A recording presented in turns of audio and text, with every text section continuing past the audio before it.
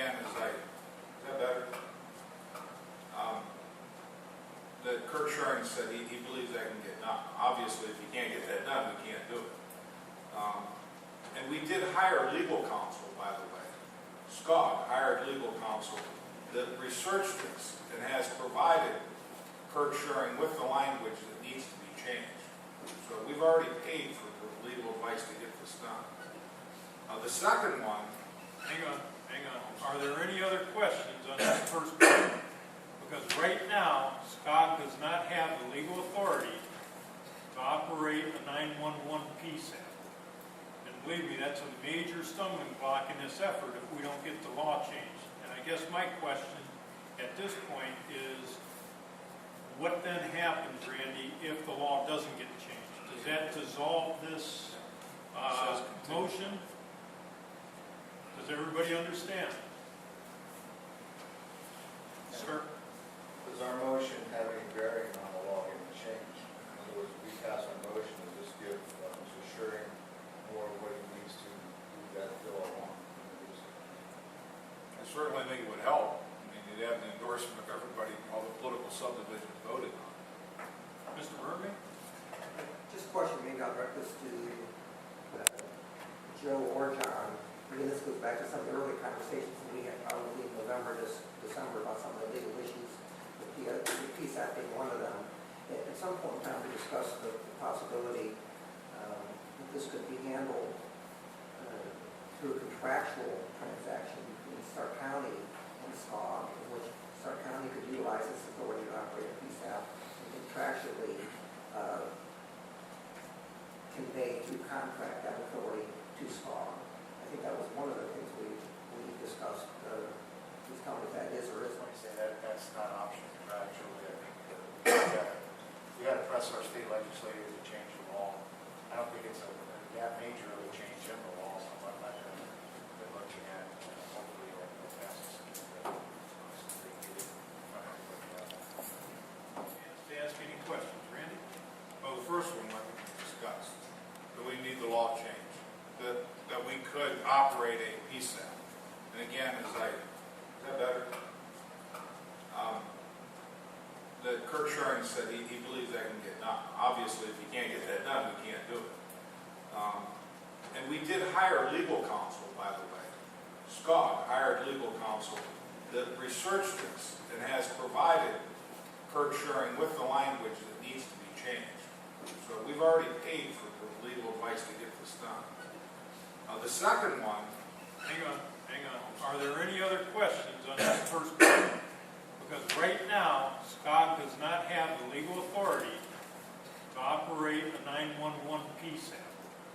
And believe me, that's a major stumbling block in this effort if we don't get the law changed. And I guess my question at this point is, what then happens, Randy, if the law doesn't get changed? Does that dissolve this motion? Does everybody understand? Sir?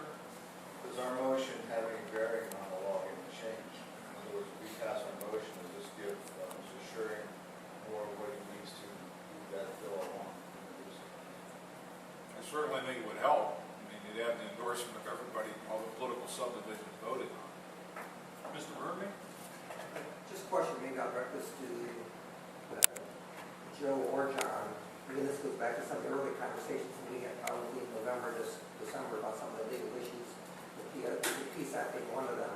At some point in time, we discussed the possibility that this could be handled through a contractual transaction between Stark County and Scog, in which Stark County could utilize its authority to operate a Psap and contractually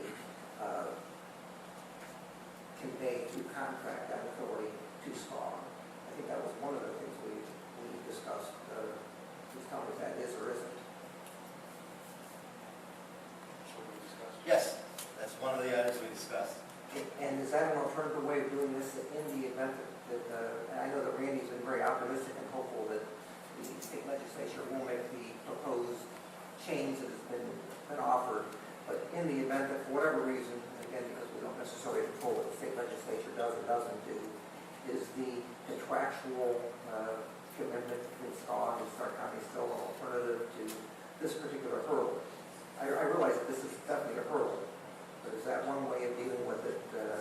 Perhaps not the most desirable way, but is that a way of dealing with it, you know, if the state legislative change were to fail? I think the research done by Debbie Dawson from Miles, she was pretty adamant that the law needs to be changed for this to go on. So that's when it was decided that we would approach our state reps to change it. And that was the only way it was going to go. So I would, at this point, say that that's not an option. Actually, I think we got to press our state legislators to change the law. I don't think it's that major of a change in the law, so I'm not going to be looking at, hopefully it'll pass us.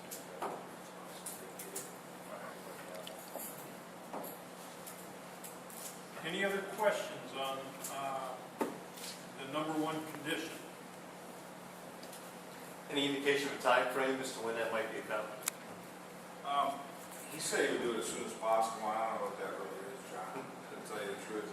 He wanted to get it in on the budget bill. He originally tried, and they started cutting off how much was going to get added to that bill.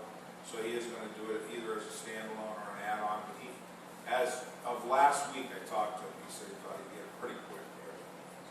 I don't think it's going to hold us up from going forward with what we're doing.